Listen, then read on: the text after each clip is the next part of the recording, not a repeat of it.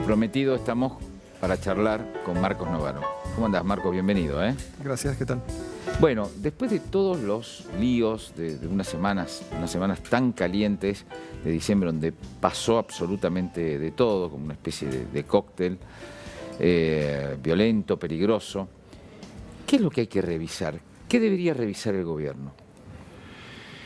Bueno, creo que por un lado se pegó un buen susto con la ilusión de que después de las elecciones tenía el camino despejado, digamos, ¿no? Ese camino despejado no existe. O sea, hay un camino lleno de obstáculos donde ellos tienen algunos recursos más, pero tienen también menos tiempo, ¿no? Han consumido mucho tiempo razonablemente, digamos, ¿no? En estirar la transición, en hacer las cosas muy de a poco, sobre todo en el terreno del gasto público, digamos. Entonces ahora ese tiempo ya se consumió. Y todo el mundo sabe que tienen que empezar a bajar el ritmo de endeudamiento. Si no lo hacen, va a empezar a haber señales preocupantes del sector financiero, eso puede afectar el ritmo de crecimiento y entonces las cosas se pueden complicar más. Para no llegar a ese escenario, me parece que el gobierno ha asumido cierto realismo, pero lo combinó con un poco realismo político, ¿no? Necesita más gestión, más negociaciones más razonables con sus posibles aliados o socios de la oposición. Necesita coordinar mejor la gestión y necesita argumentar y explicar mejor lo que quiere hacer, digamos, ¿no? Yo creo que con los aumentos a los jubilados lo que pasó fue que quisieron hacer más o menos como con las tarifas, ¿no? No expliquemos mucho porque así pasa por abajo del radar. Porque esto no le va a interesar al gran público si no lo convertimos en un tema de agenda central. Bueno, es un error, ¿no? Ellos tendrían que haber explicado, porque el tema previsional es de por sí un tema central siempre, ¿no? Después está el asunto de cómo llevarse con la oposición, digamos, ¿no? Aparentemente, en teoría, digamos, el gobierno hizo bien las cosas. Bueno, ganó las elecciones con esa nueva legitimidad, llamó al peronismo racional al que gobernaba, hizo un acuerdo, todos salieron más o menos contentos, hablaron de acuerdo histórico, también en la oposición, pero ese acuerdo en la Cámara de Diputados no funcionó. Y escuché a algunos radicales, sobre todo, decir dos cosas. Primero, se le rieron en la cara al presidente, y segundo, se necesita una alianza más importante que no solo incluye a los que gobiernan, sino a otros. ¿Vos qué pensás de todo esto?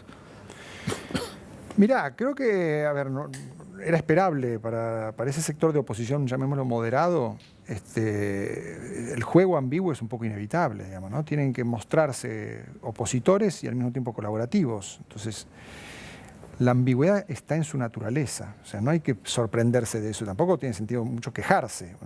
El gobierno puede decir, son inconsecuentes, repiten el juego de Massa, van a terminar igual que Massa si hacen esto de bandearse, ¿no?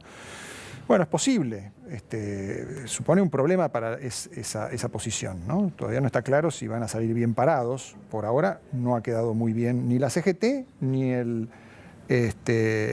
peronismo moderado en diputados, ¿no? En el Senado hicieron un papel mejor, digamos, ¿no? Porque tiene más disciplina y más liderazgo, ahí la cosa está más clara, ¿no? Ahora, yo creo que el gobierno, tal vez en su negociación, fue demasiado apurado a firmar, ¿no? Diciendo, bueno, tenemos el empuje de las elecciones, aprovechémoslo y saquemos rápido estas leyes. ¿Y eso estuvo mal? Yo creo que estuvo un poquito desatento a los costos que eso implicaba, a las negociaciones en segundo y tercer término, ¿no?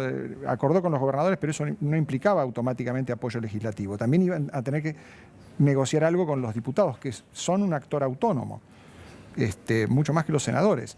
Entonces, ¿qué le iban a ofrecer a los diputados? Si le iban a ofrecer el bono de compensación, tendrían que haberlo negociado a tiempo. No le ofrecieron nada. Dijeron, bueno, esperemos que los gobernadores disciplinen así como pasó en el Senado. No fue lo que pasó. Ya había habido señales con el tema de la reforma laboral, ¿no? Y me parece que era razonable porque los peronistas necesitan mostrarse diferentes al gobierno. Ellos quieren tener de socios a esos peronistas, pero tienen también que aceptar cierto juego ahí, ¿no? Porque si no, para terminar debilitando a aquellos que creen que son los que pueden ayudarlos a sostener la gobernabilidad.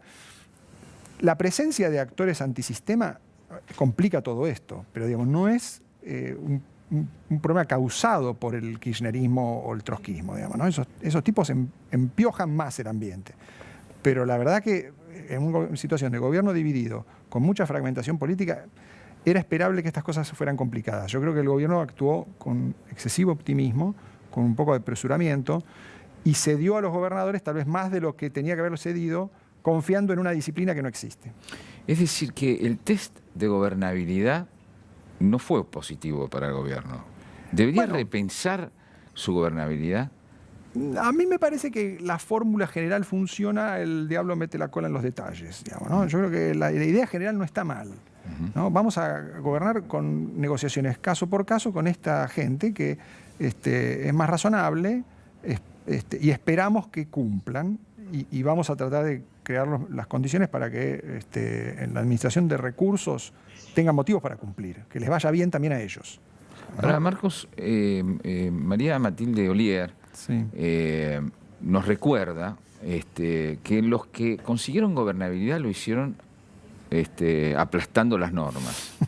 Y los que quisieron respetar las normas no tuvieron gobernabilidad. Esa doble tensión de la cual no hablamos porque en la Argentina hay otras cosas para hablar, digamos, sigue siendo como un problema de fondo, ¿no? O sea, Macri quiere respetar las normas y tener gobernabilidad. Algo que no consiguió nadie. Alfonsín voló por el aire, De la Rúa voló por el aire, y solo los gobiernos peronistas que aplastaron las normas lograron mantenerse arriba. ¿Qué reflexión te merece esto?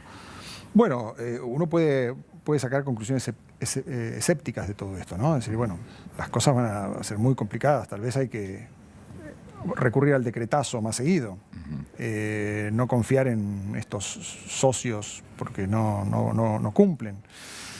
Yo de todos modos sería un poquito más moderado en eso, ¿no? Yo creo que el juego de colaboración es cierto que no es parte de nuestra tradición. Tenemos un sistema político acostumbrado a la confrontación y de juego suma cero, digamos, ¿no? Lo que gana uno es porque lo pierden los demás. Eso suele ser así. No diría que estamos condenados a eso. Y me parece que apostar moderadamente, sin un exceso de optimismo, pero apostar a la colaboración y el acuerdo es algo que el gobierno hasta acá no es que le ha salido mal. Si uno toma un poco de distancia y ve lo que ha pasado, incluso en estas semanas, yo diría que finalmente los moderados están imponiendo su juego, con costos, con idas y vueltas, y con la presencia muy incómoda de actores antisistema. Va a haber que acostumbrarse a eso, más en un año donde el ajuste va a ser el tema constante, ¿no? O sea, el Estado va a tener que hacer muy finamente las cuentas, va a tener que ajustarse el cinturón y vamos a tener problemas de este tipo repetidos. ¿Está en condiciones el sistema de resolverlo? Yo creo que la experiencia muestra que sí, y que no necesariamente los que colaboran pierden, ¿no? No me parece que haya que sacar una conclusión tan escéptica, más allá de que tampoco es que hay que caer en la ingenuidad que han también abonado otros analistas, digamos, contrapuestos a la tesis esta más escéptica, que es ahora el camino está despejado, ¿no? Ahora gobernadores y presidentes pueden felizmente abrazarse y todo va a salir bien. No, eso no es así, digamos, ¿no? ¿Estamos viendo un punto de inflexión en ese sentido, te parece? Mirá, si esto avanza y si el 2018 se transita con medidas razonables de ajuste y socialmente justas, ¿no? O sea, hay que encontrar además los equilibrios, que tampoco el gobierno acá hasta ahora los ha construido muy bien, ¿no? Salió el tema previsional como si fuera el principal, ¿no? Cuando en realidad hay un montón de otras cosas más importantes y que le darían más legitimidad al ajuste, a la idea de Macri de todos cedemos un poco, digamos, ¿no? Y esto se hace equitativamente. Pero yo creo que sí hay un... En la medida en que la economía siga creciendo y estos conflictos no afecten ese crecimiento, yo creo que hay una posibilidad de que veamos un horizonte de compartir dificultades, pero también beneficios. Los gobernadores finalmente tienen mucho para ganar en esto, ¿no? O sea, ellos saben que si Macri cumple y a Macri le va bien para poder cumplir, entonces sus provincias son viables, si no, no. Marcos, durante todo este tiempo me pregunté, y yo no soy un experto, si era posible evitar cambiar la fórmula futura de los jubilados, si no había otro modo de hacer. No encuentro más que explicaciones demagógicas sobre esto, ¿no? Y por otro lado, pienso en los 30.000 millones de dólares que necesitamos por año para mantener esta ficción llamada Argentina. Y te digo, se me hiela el pecho, ¿no? Pienso que la única manera que vamos a tener es que ceder todos algo para no terminar como terminó Alfonsín, porque Alfonsín, de alguna manera, digamos, le trabajaron la moral, Sí. ¿no? Lo atacaron los peronistas y los izquierdistas al mismo tiempo, le trabajaron la moral a los intelectuales y los periodistas, y él cediendo fue tapando agujeros, creando una hiperinflación que se lo llevó puesto, digamos, ¿no? ¿Vos qué pensás de la sustentabilidad económica y lo que significa esto, que es un desafío tremendo para un país que no quiere ceder nada, nunca, que no quiere curarse, o sea, que quiere curarse pero no quiere no quiere la inyección, digamos, no quiere los costos del remedio, claro, digamos, ¿no? sí. Sí, esa es la situación en la que estamos, ¿no? De todos modos, algún grado de aceptación de que los costos son inevitables existe, ¿no? Es interesante lo que ha pasado con las tarifas, ¿no? Bueno, pasó el primer año de Macri, el 2016, donde hubo un acomodamiento al realismo de esto es inevitable, ¿no? Mucha resistencia inicial y después, bueno, cierta aceptación, con mal humor, obviamente, la gente no tiene por qué estar contenta de eso, digamos, ¿no? Y el gobierno también hizo su trabajo de acomodar las expectativas, ¿no?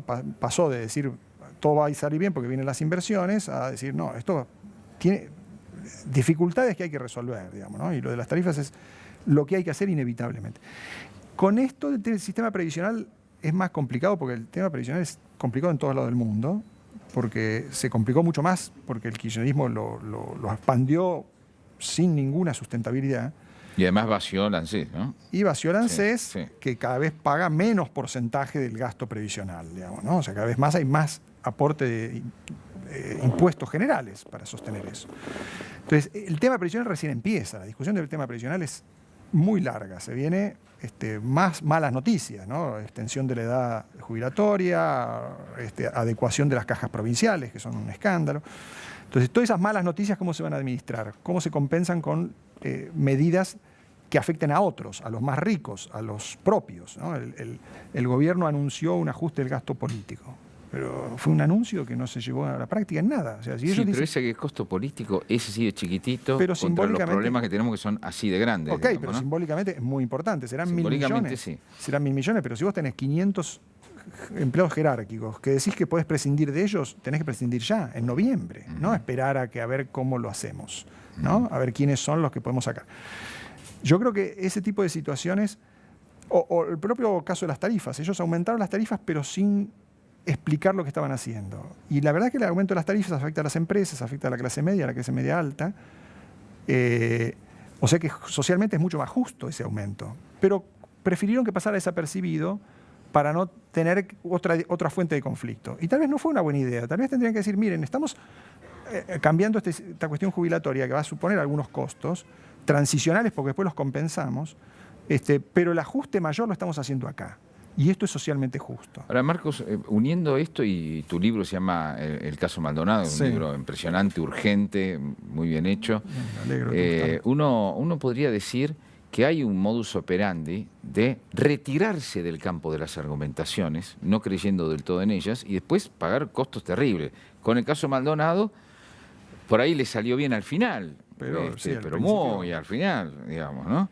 No creyeron dar explicaciones, que era necesario dar explicaciones, con todas estas reformas tampoco, y no le salió bien.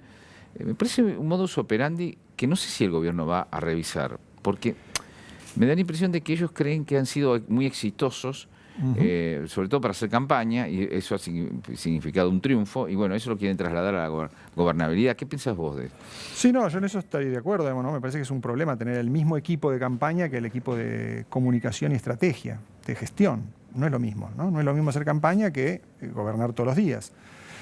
Y algunas cosas que funcionan en algunos casos, cuando se desatan crisis políticas, no funcionan. Entonces ellos no tienen un recurso para controlar el riesgo y para enfrentar la situación de crisis. Actúan siempre igual y a veces funciona y a veces no. Me parece que en ese sentido sí hay errores graves, ¿no? Que no son solamente de comunicación, yo diría son cuestiones de estrategia, ¿no? De cómo conciben su rol de gobierno. Ahora, ahí tal vez haya cambios inevitables. Es cierto que seguramente no van a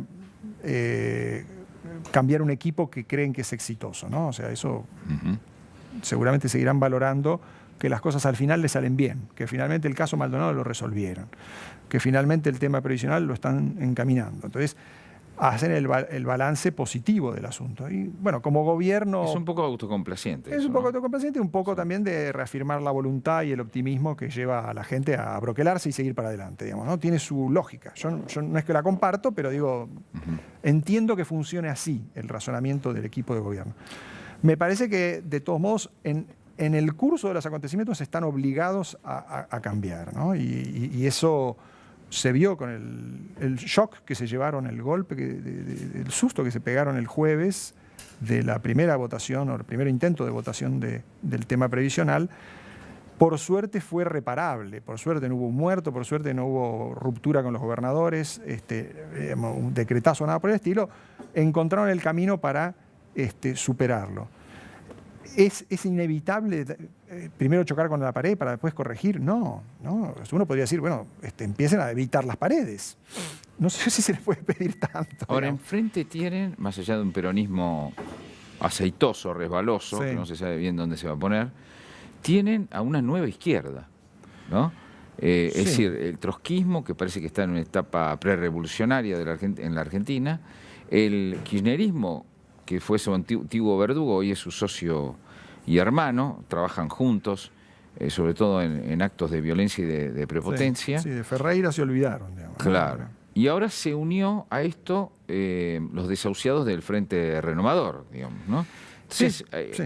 hay una masa crítica ahí inquietante, verdaderamente, ¿no? Sí, lo más preocupante es esa zona gris donde está el Frente Renovador que puede colaborar con los grupos antisistema, ¿no? O sea, me parece que el trotskismo y el kirchnerismo están lanzados a una estrategia antisistema que es difícil de revertir, difícil de convencerlo de salir de ahí, digamos, ¿no? Ellos creen que el Estado es ilegítimo, digamos que Macri puede haber sido electo, pero lo que hace es completamente ilegítimo y entonces hay que apelar a una legitimidad antiinstitucional, que es la del pueblo en la calle. Ese es el razonamiento al que ha llegado.